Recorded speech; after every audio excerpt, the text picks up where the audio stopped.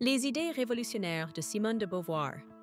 Un héritage de liberté et de féminisme. Que se passe-t-il lorsque les règles sont maîtrisées, pour ensuite être enfreintes? Avant de plonger dans le fascinant parcours de Simone de Beauvoir, suivez la chaîne, partagez, commentez et ne manquez pas les prochaines vidéos. À seulement 21 ans, Simone de Beauvoir est devenue la plus jeune personne à réussir les examens de philosophie de la plus prestigieuse université de France. Une réussite remarquable à tout point de vue. Mais plutôt que de se reposer sur ses lauriers, elle a jeté son dévolu sur quelque chose de plus grand, remettre en question les fondements mêmes de la philosophie qu'elle venait de conquérir. De Beauvoir était imprégnée de la théorie des formes de Platon, qui rejette le monde physique comme une simple ombre de vérité supérieure, omnisciente et d'idéaux immuables. Mais pour de Beauvoir, la vie sur Terre était tout sauf un simple reflet. Elle l'a trouvée vibrante, sensuelle et regorgeante de possibilités. Cette soif de découvrir pleinement le monde façonnerait non seulement sa vie, mais inspirerait également une nouvelle façon de penser radicale. Comment définissez-vous votre objectif dans un monde sans plan divin? C'est la question que de Beauvoir explore sans cesse avec son partenaire intellectuel et romantique, Jean-Paul Sartre. Ensemble, ils ont lutté contre les concepts de libre arbitre, de désir et de valeur de l'expérience personnelle. Dans les années tumultueuses qui ont suivi la Seconde Guerre mondiale, ces idées se sont regroupées en une école de pensée qui allait remettre en question des siècles de traditions philosophiques. L'existentialisme.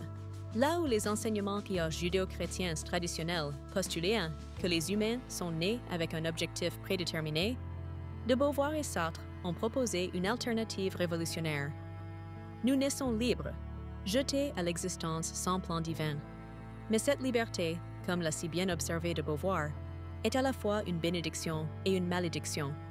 Dans son ouvrage révolutionnaire, The Ethics of Ambiguity, elle soutient que notre plus grand défi éthique est de donner un sens à notre propre vie, tout en garantissant que les autres ont la liberté de faire de même. Une liberté qui ne cherche qu'à la nier doit être niée, a-t-elle écrit. Mais si chacun mérite la liberté de poursuivre sa propre voie, pourquoi de Beauvoir elle-même a-t-elle été limitée par les idéaux rigides de la féminité de la société? Malgré ses écrits, son enseignement et son militantisme prolifique, elle a eu du mal à être prise au sérieux par ses pairs masculins. Ils ont rejeté ses explorations de la vie intérieure des femmes et ses choix de vie audacieux, notamment ses relations ouvertes et sa bisexualité. Sans se décourager, de Beauvoir s'est lancée dans son projet le plus ambitieux à ce jour. Elle avait déjà contribué à jeter les bases de l'existentialisme. Désormais, elle redéfinirait les frontières du genre. Son livre phare, Le deuxième sexe, publié en 1949, a brisé l'idée selon laquelle le genre est un rôle prédestiné. On ne naît pas femme, mais on le devient, a-t-elle écrit, affirmant que les femmes étaient reléguées au statut de l'autre, au deuxième rang derrière les hommes, et donc systématiquement opprimées. Le deuxième sexe était tout simplement révolutionnaire. Il a fourni un nouveau langage pour discuter de la théorie féministe, mêlant expérience personnelle et perspicacité philosophique d'une manière qui a profondément trouvé un écho auprès des femmes du monde entier. Aujourd'hui encore, les débats sur l'égalité des sexes sont toujours nourris par l'affirmation de Beauvoir selon laquelle il n'y a pas de divorce entre la philosophie et la vie. Mais, et comme toute œuvre fondatrice, le deuxième sexe n'est pas sans controverse. Les idées de Beauvoir ont été développées et critiquées par des penseurs modernes, en particulier autour des questions de race, d'inégalité économique et du spectre plus large des identités de genre et sexuelles que nous comprenons aujourd'hui. Son héritage est également compliqué par des accusations d'inconduite sexuelle impliquant 2 de ses étudiantes universitaires, qui ont conduit à la révocation de sa licence d'enseignement. Alors, comment concilier le génie d'une penseuse révolutionnaire avec les complexités de sa vie?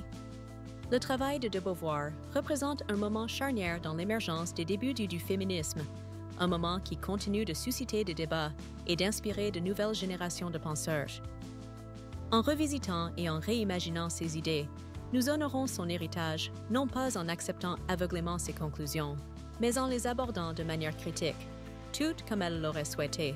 Êtes-vous prêt à remettre en question le monde qui vous entoure, à briser les règles à la recherche d'une vie qui vous ressemble vraiment, c'est exactement ce que la philosophie de Simone de Beauvoir nous met au défi.